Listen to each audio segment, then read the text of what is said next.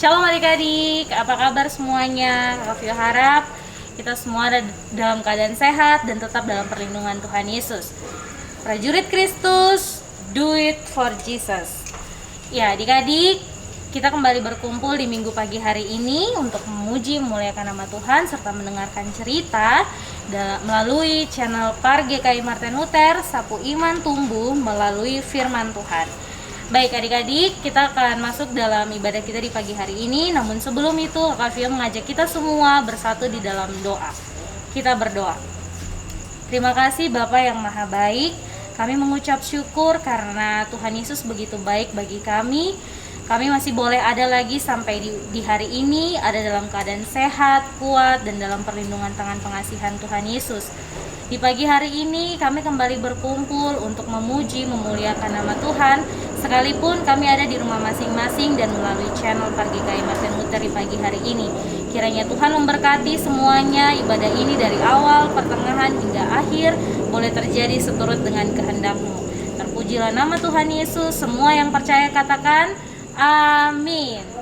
Iya adik-adik, kita akan memuji Tuhan di pagi hari ini dengan pujian yang berkata, memuji Tuhan selalu.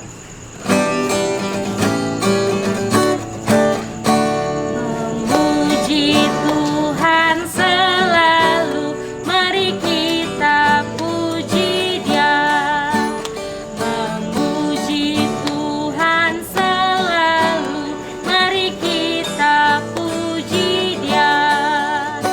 Puji, puji, mari kita puji Dia. Puji, puji, mari kita puji Dia. Kita masih akan memuji Tuhan lagi dengan pujian yang berkata, ku menang, ku menang. Ku menang bersama Yesus Tuhan. Ku menang di dalam peperangan. Ku menang atas segala setan. Haleluya, haleluya, ku menang. Haleluya, Dia bangkit. Haleluya, Dia hidup. Haleluya, Dia naik. Roh Kudus turun. Baik adik-adik, kita akan masuk dalam mendengarkan cerita firman Tuhan di pagi hari ini. Namun sebelum itu, Kakak Vio mengajak kita untuk bersatu di dalam doa sebelum kita mendengarkan cerita firman Tuhan. Kita bersatu di dalam doa. Terima kasih banyak Tuhan Yesus, pagi hari yang indah ini kami sudah memuji nama-Mu. Dan sekarang tiba saatnya untuk kami semua mendengarkan cerita kebenaran firman Tuhan yang akan dibawakan oleh Kakak Regi. Kiranya Tuhan memberkati kakak yang menyampaikan serta kami yang mendengarkan. Biarlah kami dapat mendengarkan firman Tuhan, jatuh di tanah hati kami, dan kami dapat melakukannya dalam kehidupan kami. Terpujilah nama Tuhan Yesus, dan semua yang percaya mau katakan amin. Halo adik-adik yang ada di rumah dan adik-adik yang ada di mana saja yang menyaksikan siaran kami. Di minggu ini kita akan dengarkan sebuah cerita dari kitab Kisah Para Rasul pasal 9 ayat 32 hingga ayatnya yang ke-43. Adik-adik yang ada di rumah boleh membuka Alkitabnya. Dan judul cerita kita di pagi hari ini adalah Petrus menyembuhkan Eneas dan membangkitkan Dorcas. Yuk, mari kita sama-sama mendengarkan cerita kita di pagi hari ini. Pada waktu itu, Petrus berjalan keliling, mengadakan kunjungan kemana-mana. Dalam perjalanan itu, ia singgah juga kepada orang-orang kudus yang ada di kota Lida. Pada saat itu, Petrus mendapati seorang bernama Eneas. Ada apa dengan Eneas? Ternyata Eneas ini adalah seorang lumpuh adik-adik. Dia lumpuh sudah 8 tahun. Wah, lama ya kalau dia lumpuh sejak 8 tahun. Ketika Petrus berjumpa dengan Eneas, Petrus langsung berkata kepada Eneas, "Eneas, Yesus Kristus menyembuhkan engkau. Bangunlah dan bereskanlah tempat tidurmu." Wah, adik-adik, seketika itu juga bangunlah Eneas. Wah, apa yang terjadi adik-adik dengan kakinya Eneas? Ternyata Eneas bisa berjalan kembali. Eneas sangat senang adik-adik, karena selama 8 tahun Eneas yang tidak bisa berjalan sama sekali, kini Eneas bisa berjalan lagi. Eneas sangat senang. Dan Eneas berterima kasih kepada Petrus. Dan dia juga berterima kasih kepada Tuhan Yesus yang sudah menyembuhkan dia. Adik-adik, semua penduduk di kota Lida dan Saron melihat apa yang telah terjadi kepada Eneas. Lalu berita tentang kesembuhan dari Eneas ini tersebar kemana-mana, sampai ke penduduk kota Yope. Di kota Yope, tidak jauh dari kota Lida, ada seorang wanita yang sangat baik hati. Namanya adalah Dorcas. Dia juga adalah seorang murid perempuan. Nah, waktu itu Dorcas ini dia membantu para janda-janda membuat pakaian mereka, menjahit, dan memberikan pakaian itu kepada ibu-ibu janda. Tapi sayangnya pada suatu hari, adik-adik, Dorcas atau Tabita ini mengalami sakit. Ya, sangat sakit keras. Sehingga apa yang terjadi adik-adik? Dorcas atau Tabita ini meninggal. Semua orang di kota Yope sangat mengenal kebaikan dari Dorcas. Mereka semua, terutama para ibu-ibu, wanita-wanita janda yang pernah ditolong, mereka semua menangis dengan sedih. Engkau sangat baik, engkau selalu menolong kami. Kami sangat kehilangan orang yang baik seperti engkau. Tetapi mereka juga mendengar kalau Petrus menyembuhkan seorang di kota Lida. Maka mereka juga, wah, kami harus pergi dan memanggil Petrus agar Petrus bisa berdoa untuk Dorcas. Ayo kita pergi dan panggil dia. Ada orang yang pergi memanggil Petrus. Dan Petrus pun datang. Adik-adik, ternyata kematian Tabita membuat banyak orang menjadi sedih. Mereka sangat menyayangi Tabita. Nah, adik-adik, lihat. Ketika mereka memanggil Petrus, yang saat itu berada di kota Lida, yang dekat dengan kota Yope, di Lida, Petrus baru saja menyembuhkan seorang yang bernama Eneas yang sudah lumpuh selama 8 tahun. Ketika Petrus datang adik-adik menemui Dorcas, Petrus berkata kepada semua orang yang menangis di dalam kamar itu, "Kalian harus keluar, aku mau berdoa kepada Tuhan Yesus." Lalu semua orang keluar dan membiarkan Petrus berdoa kepada Tuhan Yesus. Setelah sampai di situ, Petrus berlutut. Semua orang keluar, lalu Petrus berdoa memohon pertolongan Tuhan. Setelah dia berdoa adik-adik, Petrus berkata, "Tabita, bangkitlah." Adik-adik, apa yang terjadi? Tiba-tiba Tabita membuka matanya. Wah, Tabita bangkit adik-adik. Tabita langsung duduk dan Petrus memegang tangan Tabita adik-adik. Lalu apa yang terjadi? Semua orang terheran-heran dengan kebangkitan Tabita. Semua orang kagum. Petrus memegang tangan Tabita, membantu dia berdiri. Kemudian Petrus memanggil orang-orang kudus yang tadi ada di dalam beserta janda-janda, lalu menunjukkan kepada mereka bahwa perempuan itu telah hidup. Peristiwa itu tersiar ke seluruh penduduk Yope, dan banyak orang menjadi percaya kepada Tuhan. Kemudian daripada itu, Petrus tinggal beberapa hari di Yope, di rumah seorang yang bernama Simon, seorang penyamak kulit. Ya adik-adik, itulah cerita kita tentang bagaimana Petrus menyembuhkan Eneas yang 8 tahun menderita lumpuh, dan akhirnya dia bisa berjalan.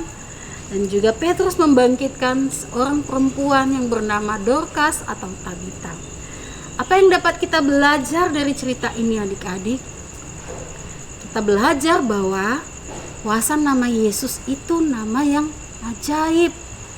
Yesus sanggup menyembuhkan siapa saja dan penyakit apa saja, termasuk sakit lumpuh. Dan Yesus juga sanggup membangkitkan orang yang sudah mati. Adik-adik, ketika kita percaya dengan Tuhan Yesus, kita berdoa memohon kepadanya, apapun yang kita doakan, ingatlah bahwa Tuhan Yesus yang akan menyembuhkan ataupun yang mendengarkan dan mengabulkan doa-doa yang kita sudah sampaikan itu. Mungkin di rumah adik-adik saat ini ada adik-adik yang sakit, atau ada mama dan papa yang sakit, atau ada keluarga kita juga yang sakit. Kita bisa berdoa hari ini, kita memohon kepada Tuhan Yesus agar Tuhan Yesus juga menyembuhkan mereka. Ayo adik-adik, kakak minta kita lipat tangan kita tutup mata kita dan kita berdoa. Tuhan Yesus, di saat ini kami mendengar kisah yang hebat, betapa Tuhan Engkau menyembuhkan seorang yang lumpuh 8 tahun yang bernama Eneas. Bahkan Tuhan juga membangkitkan seorang yang sudah mati yang bernama Tabita. Kami percaya mujizat itu masih ada sampai saat ini. Kami memanggil namamu yang kudus, Tuhan Yesus. Semua orang-orang yang sakit, yang menderita sakit, adik-adik kami yang ada di rumah yang sakit, orang tua kami, mama dan papa kami yang sakit saat ini Tuhan, kami berdoa, kami minta kuasa Tuhan Yesus menjamah dan menyembuhkan mereka semuanya. Ini doa kami di dalam nama Tuhan Yesus, kami sudah berdoa. Amin. Ya adik-adik, itulah cerita kita di minggu ini. Kiranya cerita kita ini akan terus mengingatkan kita untuk tetap berdoa dan berserah, berharap hanya kepada Tuhan Yesus saja. Demikian cerita kita, sampai jumpa di cerita kita selanjutnya di minggu yang akan datang. Tuhan Yesus memberkati. Dadah. Halo adik-adik, di minggu kali ini kita akan membuat kreativitas tentang buku doa. Ini supaya mengingatkan kita untuk selalu berdoa untuk orang-orang yang kita kasihi. Alat dan bahan yang kita butuhkan untuk membuat kreativitas ini, yang pertama ada gunting, ada double tip, ada spidol, ada pensil, ada pita, ada kertas origami.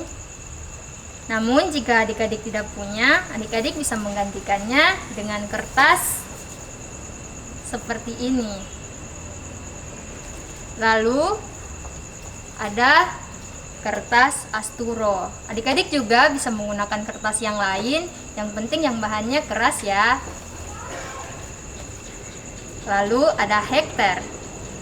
Baik, langkah pertama yang akan kita lakukan adalah membuat pola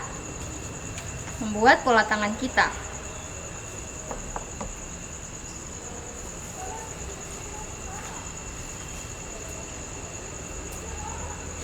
Setelah itu, jika adik-adik sudah membuat polanya, kemudian kita gunting mengikuti pola yang telah kita gambar.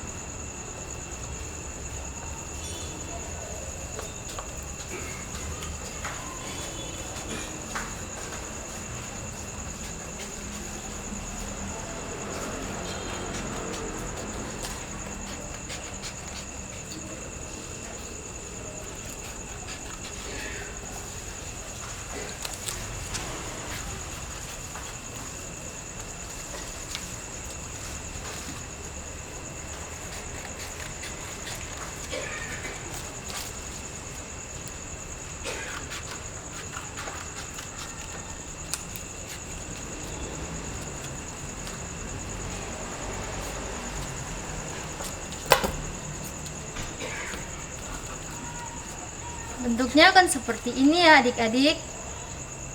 Kemudian kita akan menggunting lagi kertas origami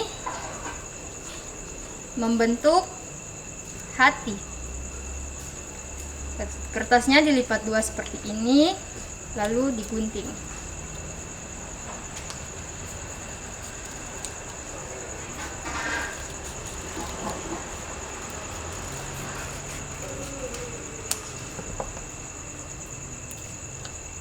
Seperti ini adik-adik. Jika sudah, kita akan menempelkan kertas ini di dalam kertas asturo yang telah kita gunting tadi.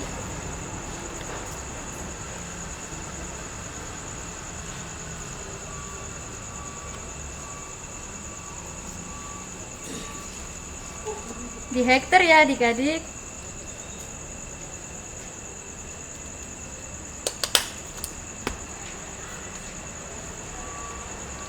Hasilnya akan seperti ini. Di dalamnya kita bisa tulis siapa yang akan kita doakan. Misalnya orang tua kita, sahabat kita, dan lain-lain. Demikianlah kreativitas kita di hari ini. Sobat-sobat jangan lupa untuk terus berdoa ya. Sampai jumpa.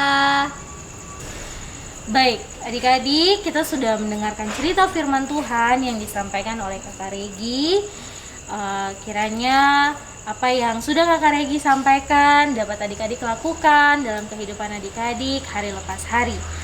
Baik, kita akan mengakhiri ibadah kita di minggu pagi hari ini. Untuk itu, kita akan memuji Tuhan dengan pujian yang berkata, Bapa terima kasih.